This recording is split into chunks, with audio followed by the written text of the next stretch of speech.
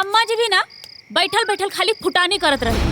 अब का भाई रवा के पता बा हमरा से बिना पूछे 5,000 रुपया के उधार लेके आयल बड़ी। 5,000? हाँ, आज आयल रहे लोग तगादा खातिर। जैसे पैसा तो पेड़ पे उगेला। का जरूरत रहे दोनों बेटी खातिर साड़ी लेवे के? आज ले हमरा लेल तो एको साड़ी ना जुटल उनकरा से। दुगो गाय रहल, 4 गो पैसा आवत रहे, ओहो दोनों बहन उठा के लेके चल गईली। सुन लीजी, हम कह देता नहीं, अगर यह सब करे के बा ना तो अम्मा जी से कह दी कि अपन इंतजाम अलग कर लें।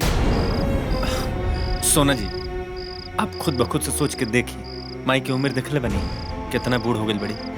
अब ये उम्र में हमनी के उनकरा के घर से बाहर कइल जाई त ई गौवा वाला कुल मय हमनी के ऊपर थूकी हसन। गांव वाला लोग आवेला का हमनी के घर चलावे खातिर? अब ऐसे भी माई के पेंशन से उनकर घर चल जाई।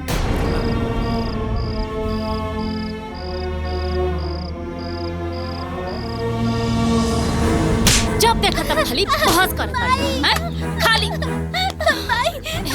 बहुत जबान चलत है। कहां गइल बाड़ू? अरे बहुत कहां गइल बाड़ू? खाली जबान चलत है। आज एकरा के मारब हैं? कहां गइल बाड़ी? छोड़ा एकरा के। हई न मिलल के हौ न मिलल। छोड़ा लग जाए। हमले भाई अरे कहानी ने छोड़ द। अरे छोड़। कैसे? अरे कहानी ने छोड़ द। अरे सोना जी,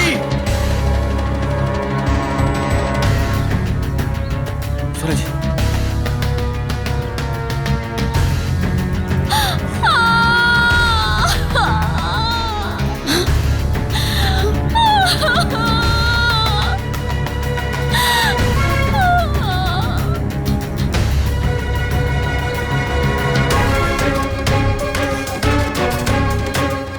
हटना भाई।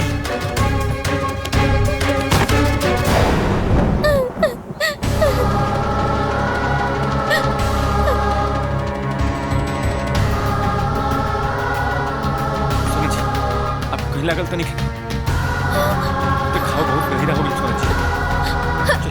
दादी मैं कुछ करता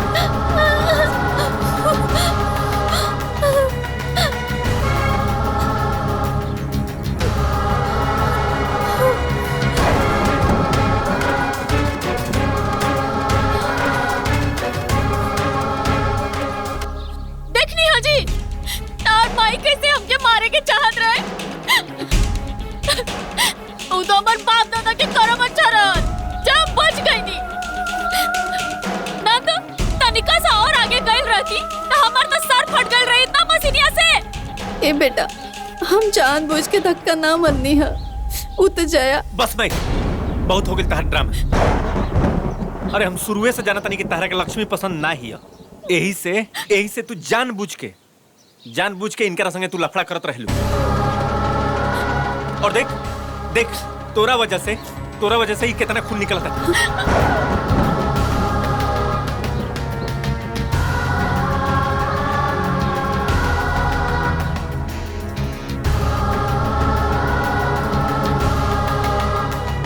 ए बेटा, हमार बात तो सुन। अरे माई, अब का सुने सुनावे खातिर रह गेल बा माई। हम जानत नहीं हमर मेहरारू तरह के पसंद दिखे ना तो आ लगा हो जो हमनी से।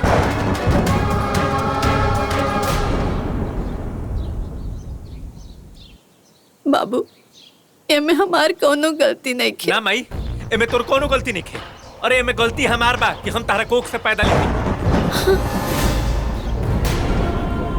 अरे बचपन से लेकर आज तक ले हमरा का मिला? सिर्फ दुख दुख और दुख।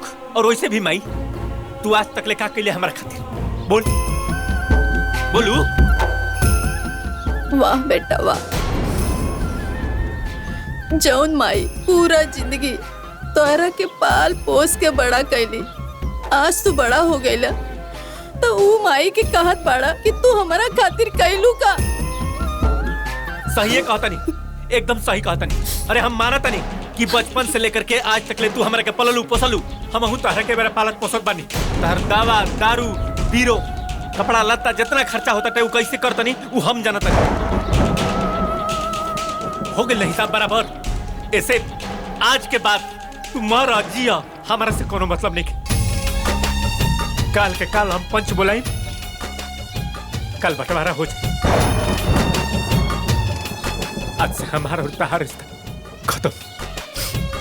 हाय रे समैया, हाय रे जमाना, जन्म देवे वाली माई हो गईली बेगाना।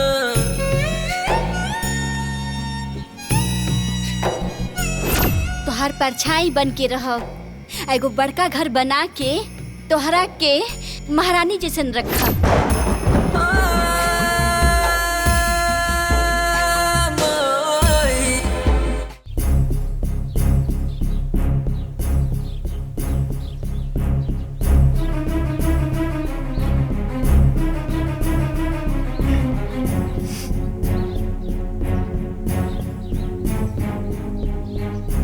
बतावा ईश्वर, पंचायत काहे खातिर बोलेले बाड़ा? देखी राकेश चाचा, प्रधान जी, एक घर के बंटवारा कदी हमनी के माई से अलग रहे के बाद।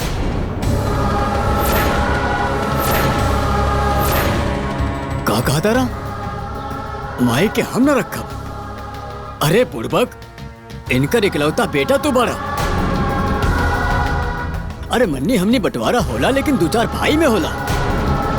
जरा सोचा, इनकरा मरला के बाद इनकरा सारा संपत्ति के मालिक क्या हुई? तू होगा? संपत्ति? कैसन संपत्ति? अरे वैसन संपत्ति में हम प्रधान चाचा ना 5 हली आग लगा बताई। हमार मरल बाप का देख गेल बड़न ऐसने संपत्ति, जो संपत्ति में 24 महीना पानी लगा रहला। देखी जा, हम आप लोगों से विनती करतनी कि हमरा के घर में साफ साफ बंटवारा करा दी, बात खत्म। ईश्वर बाबू, बंटवारा कोनो कन्या पुत्री के खेल ना हा। इस सब फैसला लेवे के पहले सोचे के पड़ी। प्रधान जी, हमने के बहुत सोचला के बाद ही रहुआ के यहाँ बुलवनी है। अरे बहुरिया, ई सब के देखी, अब बूढ़ा के तन बा, वो अकेले कैसे रही? माता राम का निमन बा का बाउर, वो हमनी के अच्छा से जाने ली, बुझलू? हमनी के परिवार में टांग ना अड़ाई तो बेहतर हुई। भगवान से प्रार्थना करब कि भगवान तोहरो कोई भी एगो लइका दे, और तू भी ऐसे अपन बुढ़ापा में दाना पानी के तरसा, तब तोहरा के समझ में आई। ए दादिया माँ, वो सब ठीक बटे, कुल बात में हमने के देख लिया जाई, जौन होई तो। प्रधान जी, राकेश चा, आप घर के बंटवारा शुरू करी ना। बंटवारा का करे के बा? जब हम ई घर में ब्याह करके आयल रहनी, कुछो ना रहली घर में। ई कुल जो लौकता, ई सब हम अपन नैहर से लेकर आयल रहनी है। तो जो हमार सामान बा वो हम रख ले, अजय अम्मा जी के सामान है वो रख ली, हो गई बंटवारा। तो फिर रवा कुछ कहे के बा?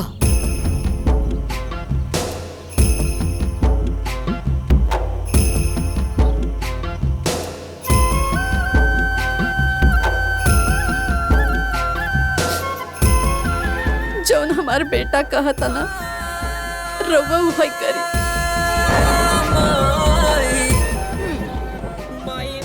सोचे के पड़ी।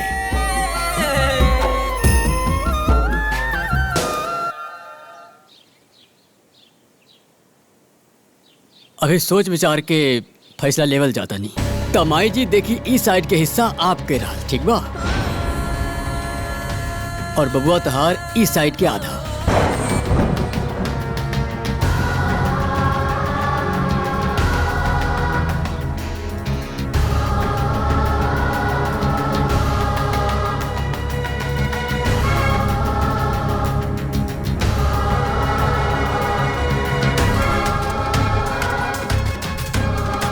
अब हमें ईश्वर से यह चाहब कि घर में शांति रहे, कलह ना होए। अब रउआ लोग अपन अपन घर जाएं।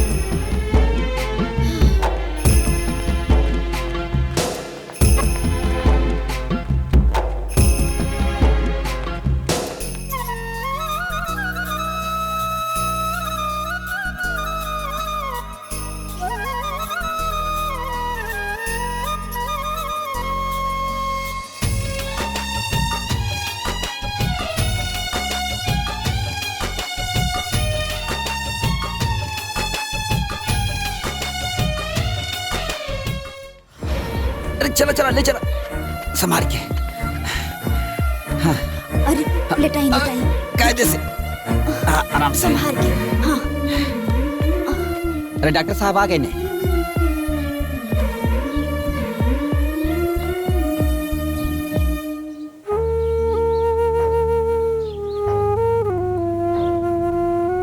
इनकरा के बहुत कमजोरी बा।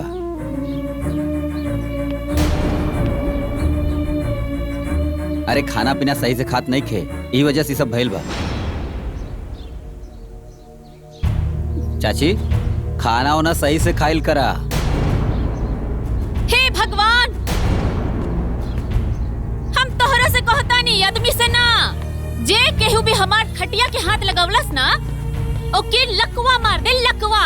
अभी बाड़ू ऐसे चुप बानी न, तब पे तोहरा के बताई। ए का बकवास करत रह?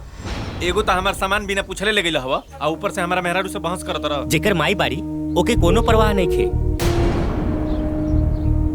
हे भगवान, ऐसे औलाद केहू के न दिया। ऐसने औलाद के तो कोखे में मार देवे के चाहिए। उठ। ए बाबू, उनका खटिया दे दा, हमके उठावा।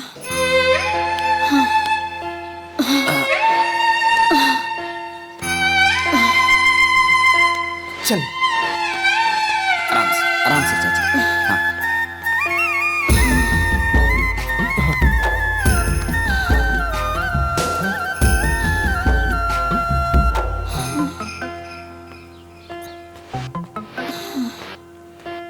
पी ले माई, पानी पी ले।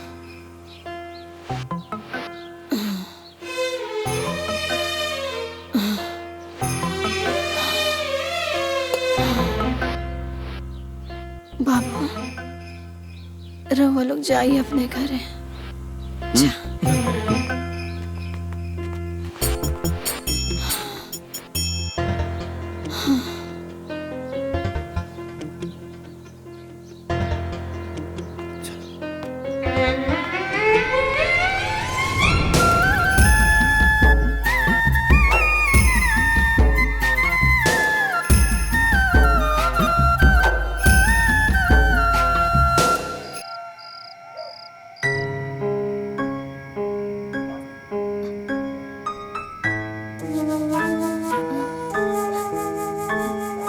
दादी, दादी, इला खाना खाला।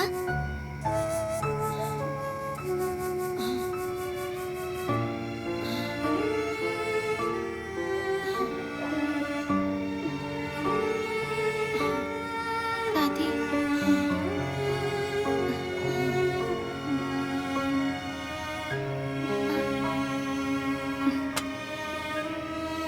तू रोत काहे बाड़ू दादी? रोला से कोनो फायदा ना होई, ऊपर से लेट से खाई तो और ही तबीयत खराब हो जाए। मम्मी पापा के राव एको चिंता नहीं खे। अभी तक तू अपन बच्चन खातिर जियत रहलू, अब हमरा खातिर। तू ही कहत रहलू ना, जे दर्द के घुट घुट के जिएला वो कमजोर हो खेला, और जे दुख सहला पर भी मुसीबत से लड़ेला वो बलवान हो खेला।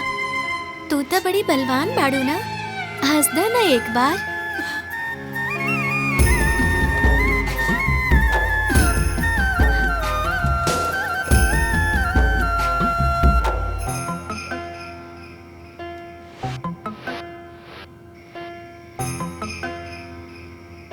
लगा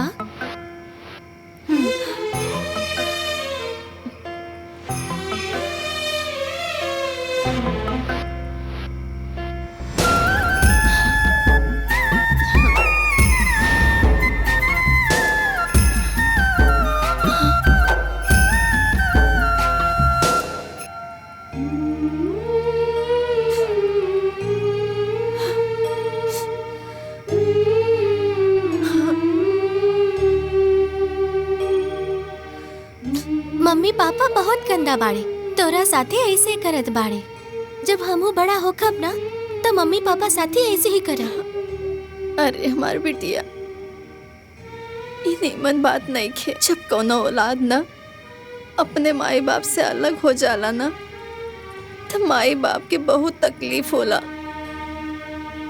और तुहार माई बाप ना तोहरा के सब सुख देले बाड़े और बाद में तू उनकरा के घर से बाहर निकाल देबू तो सोचा वो माई बाप के कितना दर्द महसूस होई। ना दादी, मम्मी पापा के साथ ऐसा होके के चाहिए, तबे ना वो लोगन के एहसास होई कि वो लोग तोहरा के कितना दर्द देले बाड़े। आओ बैठा बिटिया, इस सब अपन अपन किस्मत का बात है। केकर किस्मत में का लिखल बा इस सब तो भगवान के पता बना। बस सही समय पे सही जगह पे होखे के चाहिए ना। जा जाके सोच जा, ना तो तोहार माई खोजत हुई है ना तो फिर तोहरा के मरिहन। जा जाके सोच जा। ठीक बा, हम जात बानी, लेकिन तू हमरा से एक वादा करा कि तू कबो ना रोबू और पूरा खाना फिनिश करबू।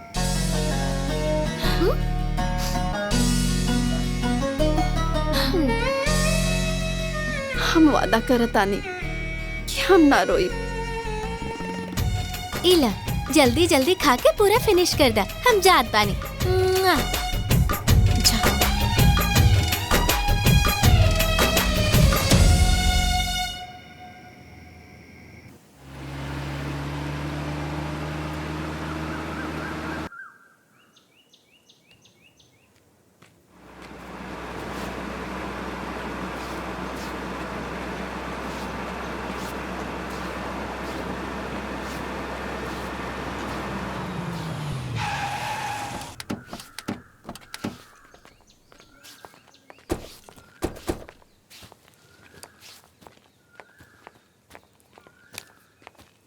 प्रणाम प्रणाम प्रणाम। बाबू साहब, रघुआ लोगन के परिचय? ये यहाँ के सरकारी अफसर बाड़े। अच्छा अब सब है, हमार बात अब ध्यान से सुने। अपना गांव में दवाई के सरकारी कारखाना बैठे जाता। अरे कारखाना जहाँ बैठी वो जमीन पहले से देख दाख के तय कर चुकल बानी सन। अब अपना गांव के घर के आदमी के बाहर दिल्ली बम्बई कमाई न जाए के पड़े, काहे की रोजगार अब अपने गांव में मिली। जेकर भी जमीन फैक्ट्री में आई उस सब के जमीन के कीमत से 10 गुना ज्यादा पैसा मिली। हाँ। कारखाना जहाँ बैठी उस जमीन पहले से देख दाख के तय कर चुकल बानी सन। हम सोचतानी कि यू कारखाना जौन गांव के कोरा जहाँ पानी लाग रहेला हरदम 12 मास वही जा बैठी। ओकरा बगल में अपना खेत रही, खेत के खेत आबाद हुई और रोजगार के रोजगार भी मिली। अभी रुआ ले ले रहती ना वो जमीन तब। हे भगवान। अब देवी जी रवा लखपति हो गई नी।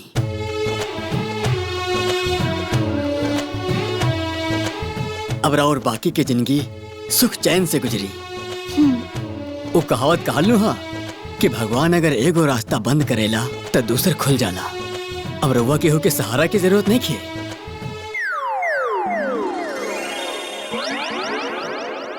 प्रणाम प्रणाम प्रणाम।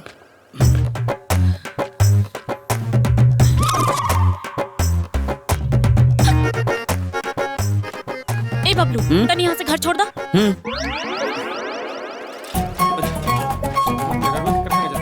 सुनो जी, सुनो जी, रुकी।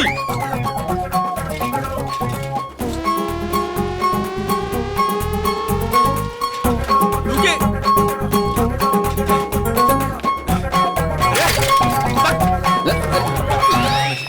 हमारी बात सुनिए, चलिए हमारी बात सुनिए। हमारे कहीं पूरा बात सुनिए। सूरज काहे की सेल बनी बताई, काहे के गुस्सा बनी? दूसरा साइकिल के संग आई नहीं। हाँ हाँ, अब हमारा के बिल्कुल ठीक ना लगा। अभी तो खाली साइकिल पर आइल बानी, अब तो दूसरा साइकिल भाग जाए। भाग जाए? हाँ। हे भगवान, हमारे सोना जी के ऊपर भूत सवार हो गई। ना ना ना, हम समझ गए नहीं हमारा क्या करेगा। सोखा के लगे लेके चलेगा। चल। सोखा के ना डॉक्टर के बुलावे के पड़ी। डॉक्टर? डॉक्टर बतावा तनी। हमार कौनो बात ना सुने ले। हाँ? कहले रहनी ना जमीन लेवे खातिर। हाँ? हमार जिंदगी बर्बाद कर देला तू ब्याह करके घर में। हाँ? हाँ? पानी भरल रहेला। अभी बताओ तनी। सुन एक मिनट, स्टॉप बोलनी है ना, हाथ जोड़ता नहीं। अरे भाई मारी भाई स्टॉप बोलना पर नहीं कुमार स्टैचू। सोना जी कहाँ भाई, कहाँ हो गए सोना जी? हम तोरा से कहले रहली ना कि जमीन अपना नाम लिखवाला। तू तो हमरा कोनो बातें नहीं खे मानत पड़ा। अब वो जमीन पे पैसा मिली तो उ केकरा के मिली? अम्मा जी के? वो बुढ़िया राज करी। अगर हमके मिल गल रहती तो हम रानी बन के राज करती। अब वो बुढ़िया के पास पैसा हो जाई, हम छुछुनर नियर ताकब। हाँ? निकल निकल बाहर। तोहरा से बियाह करके करम फूट गइल हमार। ए सोना जी अब कोनो गड़ पड़ी ना। अब ना रे ससुर रे वीडियो डिलीट कर, फोन कर वीडियो डिलीट कर। डिलीट ना, पिक्चर सीधे हिट हुई। अब पूरा गांव में घूम घूम के बताई तू कितना बड़ मेहर मौगा बाड़ा। न मन में अरे मर्दो अपने मेहरारू के हाथ से मार खाता रहा। अरे तू मर्द ना मर्दो मेहरारू के माथा के दर्द हुआ दर्द। दर्द है तू रही के सरवा हाथ रुक सारा। अरे रुक